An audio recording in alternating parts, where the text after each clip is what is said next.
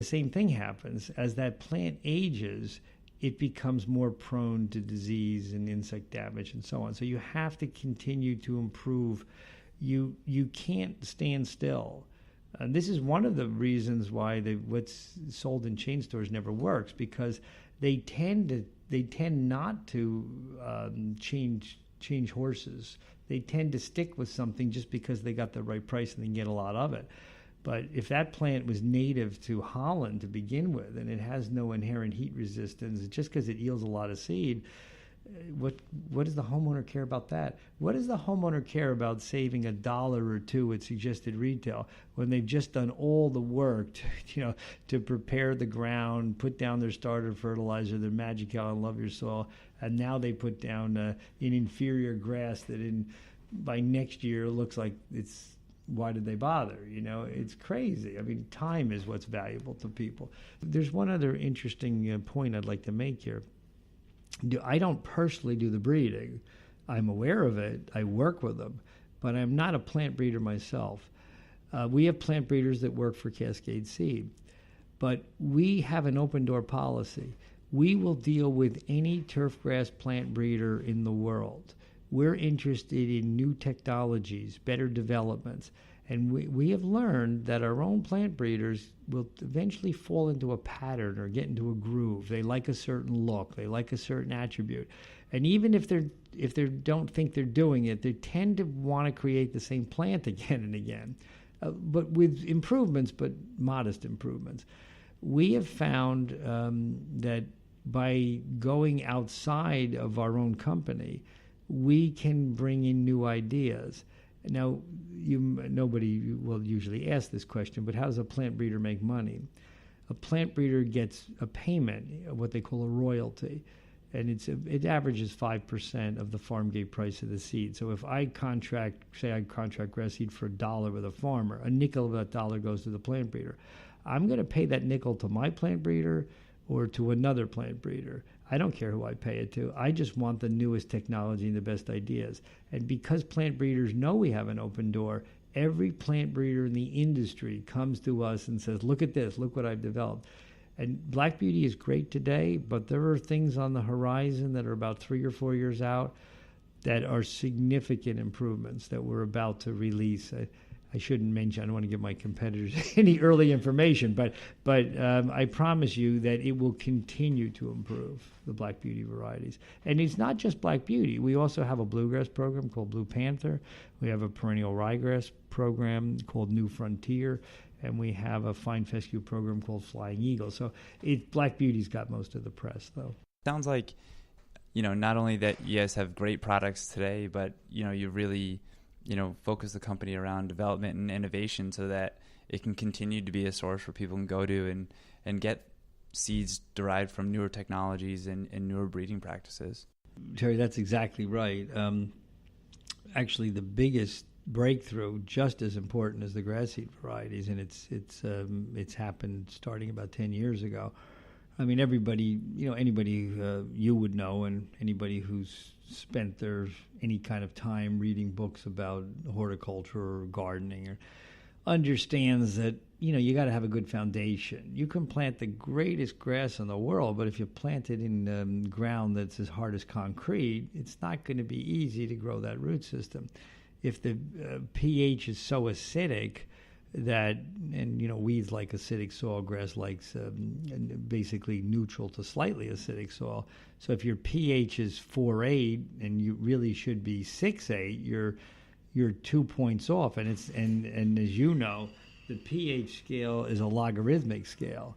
It's meaning that there's 100 base points between 3 and 4 and 4 and 5. And so it's there's a huge difference. Raising pH is not a simple thing.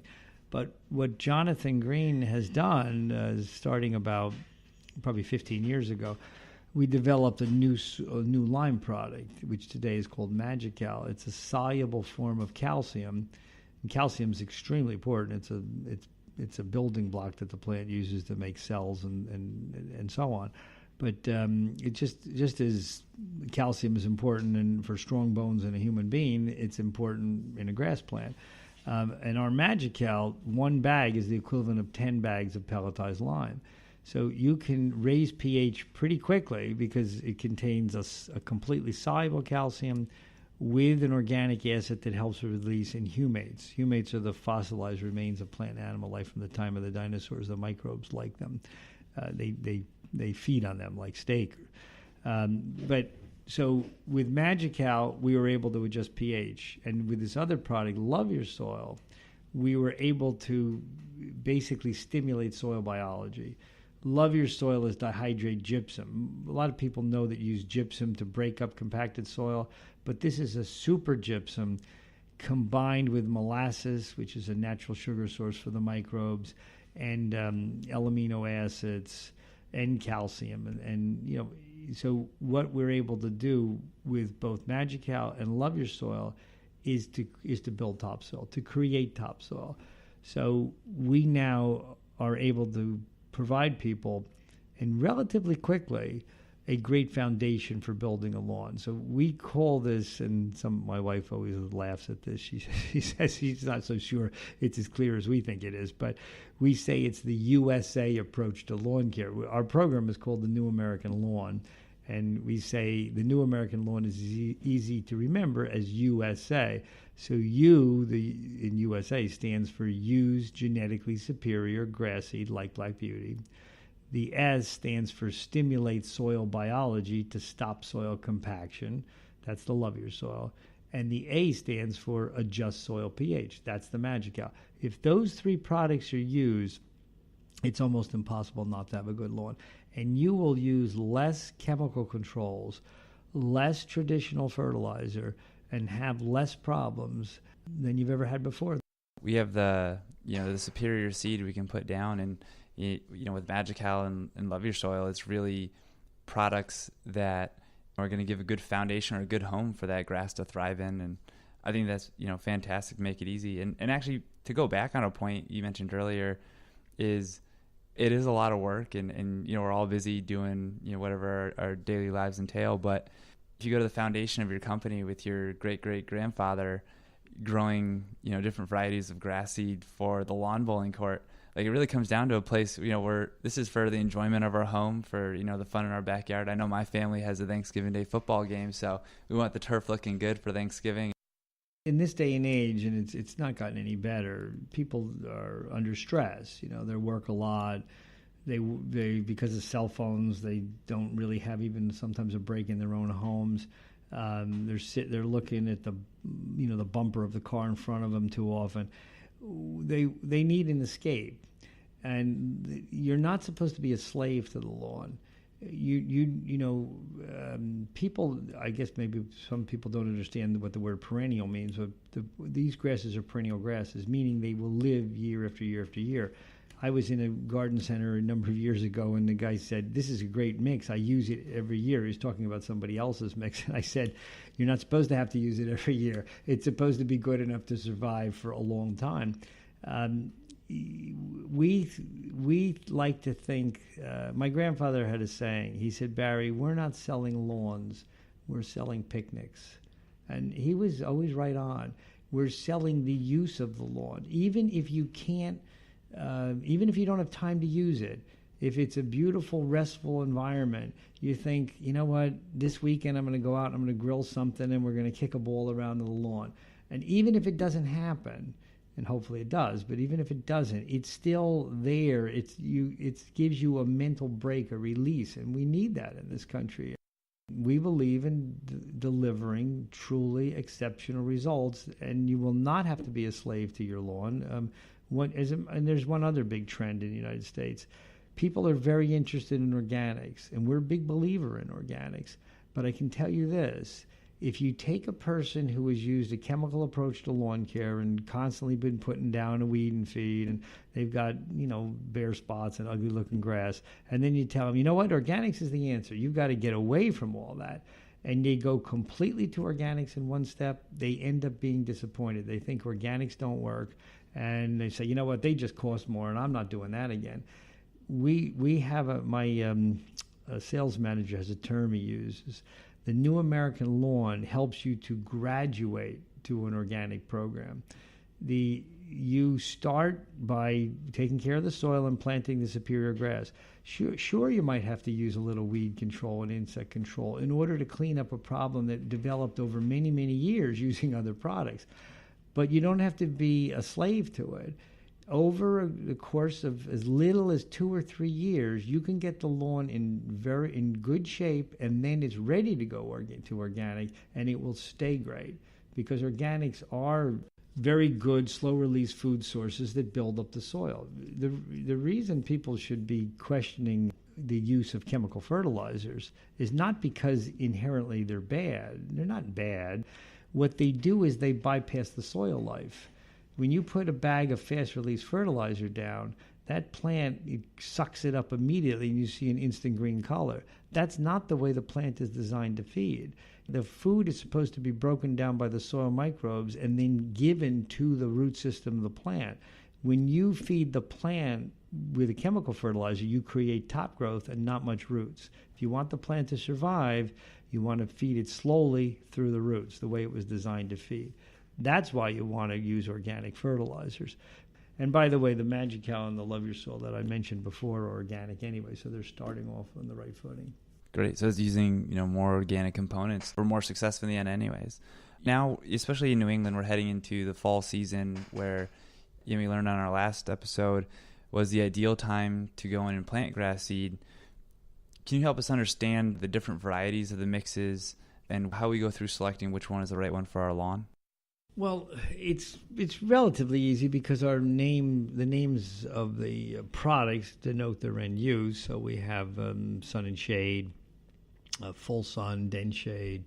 We have shady nooks, which is for incredibly shady situations.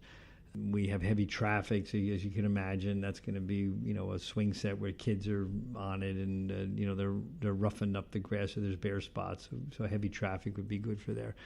The only time we don't actually follow that guideline or by naming a product is with Black Beauty and Black Beauty Ultra. And so people say all the time, well, what's the difference? Well, Black Beauty Ultra is closest to what the sod growers plant.